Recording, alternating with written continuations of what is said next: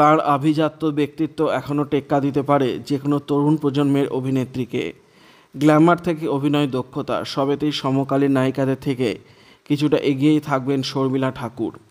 নিজের কেরিয়ার সিদ্ধান্তগুলি নিয়ে বরাবর খুব স্পষ্ট ধারণা থেকেছে তার।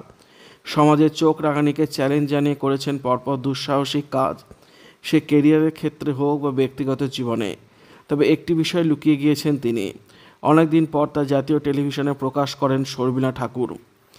একটা সময় মারণান্তিক ক্যান্সারের সঙ্গে লড়াই করতে হয়েছে প্রবীণ অভিনেত্রীকে।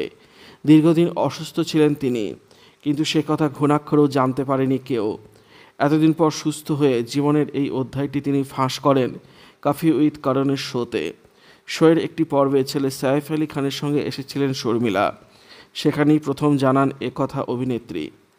সেই সময় রকি और রানী কি প্রেম কাহিনী ছবির হাত ধরে ফের পরিচালক হিসেবে কামব্যাক করেছিলেন করণ। ওই ছবির বিষয়ে বলতে গিয়ে শোতে তিনি জানান, শাবানা আজমির অভিনীত চরিত্রটির জন্য তার প্রথম পছন্দ ছিল শর্মিলা ঠাকুর। তিনি প্রস্তাব নিয়ে গিয়েছিলেন অভিনেত্রীর কাছে, কিন্তু অসুস্থতার কারণে সে প্রস্তাব ফিরিয়ে দিয়েছিলেন অভিনেত্রী। তারপরে শাবানার কাছে যান করণ এবং তিনি চরিত্রটি করতে রাজি হয়ে যান। তবে শর্মিলার সঙ্গে কাজ করতে না পারার আক্ষেপ তাঁর রয়ে গিয়েছে বলে মন্তব্য করেন করণ জোহর। করণের কথার উত্তরে শর্মিলা বলেন, ওটা কোভিডের সময় ছিল, ভ্যাকসিন নিয়ে কোনো নিশ্চয়তা ছিল না তখন, তাঁরাও টিকা পাননি।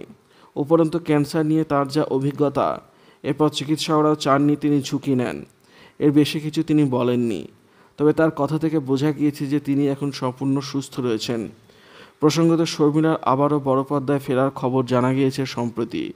ছবির নাম আউট হাউস। সূত্রের খবর অনুযায়ী ছবিতে শর্মিলার বিপরীতে দেখা যাবে মোহন আগাশেকে। ছবিটির প্রযোজনার দায়িত্বে রয়েছেন তিনি। ছবি পরিচালনা করছেন সুনীল সুক্তাঙ্কর। এছাড়াও ছবিতে রয়েছেন সোনালী কুলকার্নি, নীরাজ কবির, সুনীল অভ্যঙ্করের মতো অভিনেতা অভিনেত্রীরা।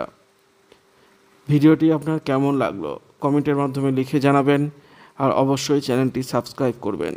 ধন্যবাদ।